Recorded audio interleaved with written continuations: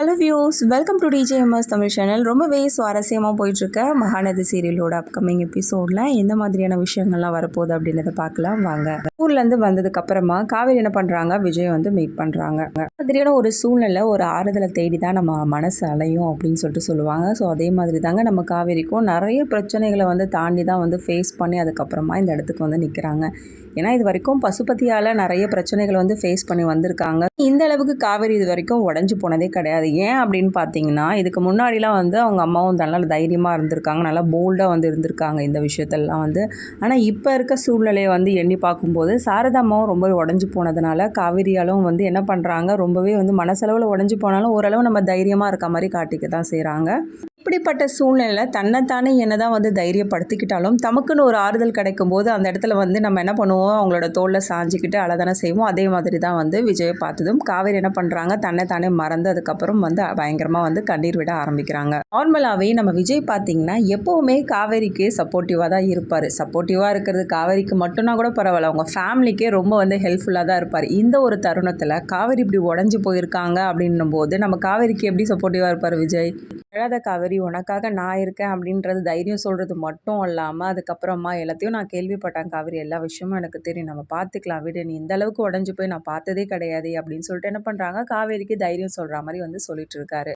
எவ்வளோ பிரச்சனையை நீ ஃபேஸ் பண்ணியிருக்க, ஆனால் இந்த அளவுக்கு உன்னை பார்க்கவே இல்லையே காவேரி, என்ன ஆச்சு, ஏன் இந்த அளவுக்கு நொந்து போயிருக்க அப்படின்றது மட்டும் கேட்கறது மட்டும் இல்லாமல், நீ கவலைப்படாத காவேரி, எல்லாத்தையும் நான் இருந்து வந்து சரிப்படுத்தி காட்டுறேன், அந்த வீட்டை தானே நான் மீட்டெடுத்து காட்டுறேன் அப்படின்ற மாதிரி வந்து ரொம்பவே ஆறுதலாக வந்து பேசிகிட்டு இருக்காங்க.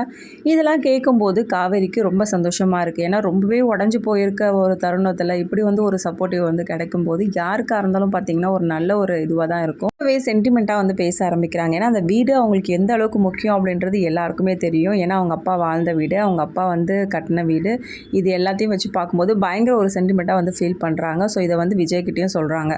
இதை வந்து நீ சொல்லி தான் தெரியணுமா காவேரி, இந்த வீடு உங்களுக்கு எந்த அளவுக்கு முக்கியம், உங்கள் அப்பா வாழ்ந்த வீடு, உங்கள் அப்பா உங்களுக்காக கட்டி கொடுத்த வீடு அப்படின்லாம் வந்து அவரும் புரிஞ்சுக்கிட்டு தான் வந்து ஆறுதலாக வந்து பேசிகிட்டு இருக்காரு. அது நான் இருக்க பயமே அப்படின்ற மாதிரி வந்து சொல்லிட்டு இருக்காரு விஜய். கண்டிப்பாக வந்து என்னால் அந்த வீட்டை மீட்டு தர முடியும், உங்ககிட்ட நான் ஒப்படைக்கிறேன் அப்படின்ற மாதிரி வாக்குறுதியும் கொடுக்குறாரு. ஏன்னா வந்து காவேரி மேலே கோபமும் வர ஆரம்பிக்குது. ஏன் கோபம் வர ஆரம்பிக்குது, ஏன்னா வந்து இவ்வளோ தூரம் ட்ராவல் பண்ணி போயிருக்காங்க, வயிற்றுல பாப்பா இருக்குது. ஸோ யாருக்காக இருந்தாலும் கண்டிப்பாக ஒரு கோபம் வரதானங்க செய்யும் அந்த இடத்துல. அதே மாதிரி தான் வந்து விஜயும் வந்து ஃபீல் பண்ணுறாரு. எதாக இருந்தாலும் நான் இதை உங்ககிட்ட இருந்து எதிர்பார்க்கவே இல்லை காவேரி, ஏன் நீ வந்து இவ்வளோ தூரம் ட்ராவல் பண்ணி போன, வயிற்றுல பாப்பா இருக்குல்ல, எல்லாத்தையும் தெரிஞ்சும் நீ ஏன் இதை மாதிரி பண்ணுற அப்படின்ற மாதிரி தான் விஜய் கேட்குறாரு.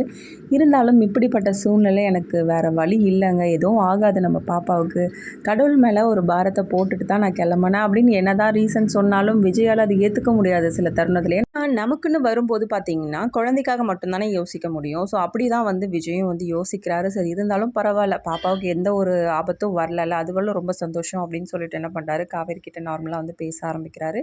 இருந்தாலும் இப்படி பண்ணது நம்ம தப்பு தானே அப்படின்னு சொல்லிட்டு யோசிச்சுக்கிட்டு காவேரியும் வந்து விஜய்கிட்ட வந்து சாரியும் வந்து கேட்குறாங்க. யார் காவேரி, நம்ம லைஃப்பில் நிறைய பிரச்சனைகள் வரும், எல்லாத்தையும் வந்து கிராஸ் பண்ணி வந்து தான் ஆகணும்.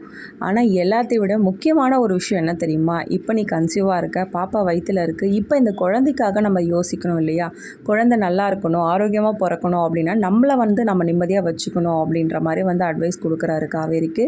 நீங்கள் சொல்கிறதெல்லாம் கரெக்டு தாங்க, எல்லாத்தையும் என்னால் புரிஞ்சிக்க முடியுது, ஆனால் என்ன பண்ணுறது, என்னோட சூழ்நிலை அதை மாதிரி அமையுதே அப்படின்ற மாதிரி தான் வந்து அவங்களோட காரணத்தையும் வந்து சொல்கிறாங்க. யார் காவேரி, நீ எவ்வளோ காரணத்தை வேணால் சொல்லலாம், ஆனால் உனக்காக நீ வாழ ஆரம்பிக்கணும், நமக்காக நம்ம வாழ ஆரம்பிக்கணும், நம்ம பாப்பாவுக்காக வாழ ஆரம்பிக்கணும் அப்படின்னு சொல்லிட்டு விஜய் வந்து தனக்கு என்ன தோணுதோ எல்லாத்தையும் வந்து சொல்லிட்டு இருக்காரு. எல்லாம் பேசி முடிச்சதுக்கு அப்புறமா 2 டேஸில் நான் வந்து உன்னை கூப்பிட்டுட்டு போவேன், அதாவது 2 டேஸில் நான் வந்து வருவேன் அப்படின்னு வந்து ஏற்கனவே சொல்லியிருந்தார் இல்லையா. ஸோ அதுக்கான வந்து கேள்வியும் வந்து கேட்க ஆரம்பிக்கிறாரு காவேரியை பார்த்து. தான் ஏற்கனவே சொல்லிட்டு போன மாதிரி அந்த 2 நாள் கழித்து உன்னை வந்து திரும்பவும் நான் வந்து பார்ப்பேன், அதுக்கப்புறம் உன்னை கூட்டிகிட்டு போவேன் அப்படின்ற மாதிரி சொல்லிட்டு போனார் இல்லையா. ஸோ அதை பற்றியும் வந்து காவேரி கிட்ட வந்து பேச ஆரம்பிக்கிறாரு. யாரு காவேரி, நீ ஏற்கனவே என் கூட வர அப்படின்னு தான் சொல்லியிருந்தேன், ஆனால் எதுக்காக திடீர்னு மாற்றி பேசினதான் எனக்கு தெரியல. ஏன்னா வந்து உங்கள் அம்மா சைட்லேருந்து உனக்கு ப்ரெஷர் இருக்கான்னு எனக்கு தெரியல, ஒருவேளை எங்கள் வீட்டு சைட்லேருந்தே உனக்கு ஏதாவது ப்ராப்ளம் இருக்கா அப்படின்னு கேட்டால் அதையும் வந்து சொல்ல மாட்டேறேன். இப்படிலாம் நான் யோசிக்கும் போது என்னோடய லைஃப் எனக்கு முக்கியம் அப்படின்னு நான் வந்து நினைக்கிறேன். அதாவது என்னோடய லைஃப் மீன்ஸ் எனக்கு பாட்டி தாத்தா ஒரு பக்கம் இருந்தாலும் இப்போ என்னுடைய குழந்தை பொண்டாட்டி அப்படின்னு தான் நான் யோசிக்க தோணுது. இப்படிப்பட்ட சூழ்நிலையில் யார் எந்த பிரச்சனை பண்ணாலும் சரி நம்ம வந்து விலகி இருக்கலாம் அப்படின்னு முடிவு பண்ணியிருக்கேன். அதாவது எங்கள் வீட்டு சைடாக இருக்கட்டும் சரி, இல்லை உங்கள் வீட்டு சைடாக இருக்கட்டும் சரி, எல்லாத்தையும் தாண்டி வரலும் இந்த பிரச்சனை நீடிக்கும் அப்படின்னா நம்ம வேணால் தண்ணி கொடுத்தன வேணால் போக வேண்டிய சூழ்நிலை தான், கண்டிப்பாக போய் தான் ஆகணும் அப்படின்ற மாதிரி வந்து பேசிகிட்டு இருக்காரு. இதை கேட்ட காவேரிக்கு ஒன்றுமே புரியல. என்னங்க இப்படிலாம் வந்து முடிவெடுக்கிறீங்க அப்படின்ற மாதிரி கேட்குறாங்க. வேறு என்ன பண்ண சொல்கிற காவேரி, எவ்வளோ நாள் தான் நானும் வந்து பொறுமையாக இருக்குது. கண்டிப்பாக வந்து விஜய் வந்து ரொம்ப பொறுமையாக இருந்த ஒரு மனுஷன் தான். இதுக்கு மேலேயும் இந்த மாதிரி ஒரு முடிவெடுக்கலாம் வேறு என்ன பண்ண முடியும் சொல்லுங்கள் பார்க்கலாம். ஸோ அவரோட தரப்புலேருந்து பேசுகிறதும் ஒரு நியாயமான ஒரு விஷயமாக தான் இருக்குது. இல்லைங்க, நீங்கள் எடுத்த முடிவு வந்து ஒரு தவறான விஷயம் தான் நான் சொல்லுவேன். ஏன்னா வயசான காலத்தில் தாத்தா பாட்டியை தனியாக விட்டுட்டு நீங்கள் என் கூட வந்தீங்கன்னா கண்டிப்பாக அவங்க மனசு இவ்வளோ கஷ்டப்படும் இல்லையா அப்படின்ற மாதிரி வந்து காவேரி சைட்லேருந்து வந்து பேச ஆரம்பிக்கிறாங்க. அதாவது காவேரியோட மனசுக்குள்ளே தாத்தாவை பாட்டி விட்டுட்டு தனியாக வந்து என் கூட இருக்கிறதுனாலையும் வந்து என்ன பண்ணுவாங்க, என்னோட பேரனை வந்து பிரித்து கூட்டிகிட்டு போயிட்டு அடி அப்படின்னு சொல்லிட்டு கேட்க வேண்டிய ஒரு சூழ்நிலையும் வந்து வரும் கண்டிப்பாக அவங்கக்கிட்ட இருந்து.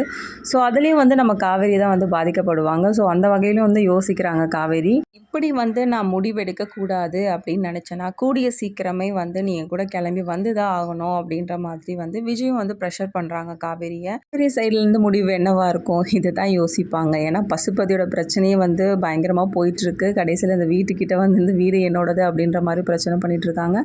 இதனால் வீட்டில் உள்ளவங்களும் பயங்கர ஒரு ப்ரெஷரோடு தான் இருக்காங்க. ஏன்னா வந்து வீடாச்சு, அந்த வீட்டை வந்து நம்ம கைமாரி போக போகுது அப்படின்ற ஒரு வருத்தம் எல்லாருக்குமே இருக்கும். இந்த தருணத்தில் நீங்கள் ஒரு சைடில் வந்து பிரச்சனை பண்ணிகிட்டு இருந்தால் அது எங்கள் குடும்பத்தில் தான் பாதிக்கும் அப்படின்ற மாதிரி தான் வந்து பேசுவாங்க காவேரி.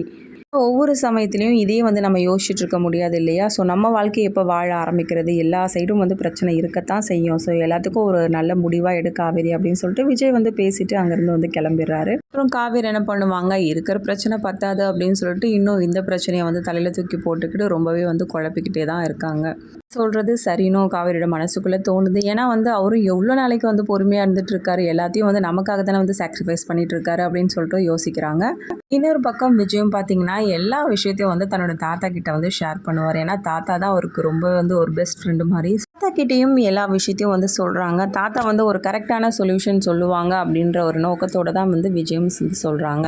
தாத்தாவோட சைட்லேருந்து பார்க்கும்போது பார்த்தீங்கன்னா தாத்தா என்ன சொல்ல வர்றாருனா, என்னப்பா இதுக்கு முன்னாடினா பரவாயில்ல, இப்படிப்பட்ட சூழ்நிலையில் ஏற்கனவே வந்து காவேரி வந்து இந்த வீட்டு பிரச்சனையில் இருப்பா, இப்படி ஒரு சூழ்நிலையில் வந்து இப்படி நீ வந்து காவேரிக்கு நெருக்கடி கொடுக்கலாம் அப்படின்ற மாதிரி தான் வந்து கேட்குறாரு. நீங்கள் சொல்கிறதெல்லாம் கரெக்டு தான் தாத்தா, நீங்கள் இவ்வளோ யோசிக்கும் போது நான் அதெல்லாம் யோசிக்காமலே இருந்திருப்பேன். கண்டிப்பாக வந்து யோசிச்சேன் தாத்தா. இது எல்லாமே வந்து காவேரியோட நல்லதுக்காக மட்டும்தான் யோசித்து நான் பண்ணியிருக்கேன். இது எல்லாத்தையுமே நான் சரி பண்ணி காட்டுவேன் தாத்தா அப்படின்ற மாதிரி வந்து ரொம்பவே போல்டாக வந்து சொல்கிறாங்க. பசுபதி வந்து பிரச்சனை பண்ணிகிட்ருக்கான் தாத்தா, காவேரி கிட்ட தான் பிரச்சனை பண்ணிகிட்ருக்கான். ஆனால் காவேரி இங்கே வந்துட்டதுக்கப்புறமா காவேரி வந்து ஒண்டியாக வந்து ஃபேஸ் பண்ணுறது நாங்கள் 2 பேரும் சேர்ந்து ஃபேஸ் பண்ணுவோம். அதுக்கப்புறம் காவேரிக்கு சப்போர்ட்டிவாக நான் இருப்பேன். அப்புறமா காவேரிக்கு எந்த ஒரு பிரச்சனைனாலும் நான் பக்கத்தில் இருந்து பார்த்துப்பேன் தாத்தா, அதை வச்சு தான் நான் சொன்னேன், அதை வச்சு தான் காவேரியும் வீட்டுக்கு கூப்பிட்ருக்கேன் தாத்தா அப்படின்னு சொல்லிட்டு விஜய் வந்து தன் தரப்பில் இருந்து நியாயத்தை வந்து தாத்தா கிட்ட வந்து சொல்கிறாரு. தாத்தாவும் அதை கேட்டுட்டு கரெக்டு தான் விஜய், நீ யோசிக்கிறதும் வந்து ஒரு சரியான விஷயம்தான், நீ நினைக்கிறதும் வந்து நல்லது தான் அப்படின்ற மாதிரி தான் வந்து சொல்கிறாரு தாத்தாவும். ஆனால் இதெல்லாம் நடக்கணுமே, நடந்தால் தானே நல்லது அப்படின்ற மாதிரி தாத்தா சொல்கிறாரு. 2 பேருமே பேசிகிட்டு இருந்த விஷயம் என்ன பண்ணுறாங்க, பாட்டியும் சித்தியும் வந்து கேட்டுறாங்க. அவங்க 2 பேருக்கும் வந்து கேட்டு ரொம்பவே அதிர்ச்சி ஆயிடுறாங்க. இதுக்கப்புறமா அவங்க என்ன முடிவு எடுக்க போகிறாங்க, அதாவது காவேரி வீட்டில் போயிட்டு திரும்ப பேச போகிறாங்களா, என்னடா இது இவ வரேன்னு சொல்லிடுவாளோ அப்படின்னு பயந்துட்டு திரும்ப வந்து மிரட்ட போகிறாங்களா, திரும்ப என்னோட பேரனோட வாழ்க்கையில் நீங்கள் வந்து பிரச்சனை பண்ணணும்னு நினைக்கிறீங்களா அப்படின்னு சொல்லிட்டு திரும்ப வந்து இது கேட்குறாங்களா.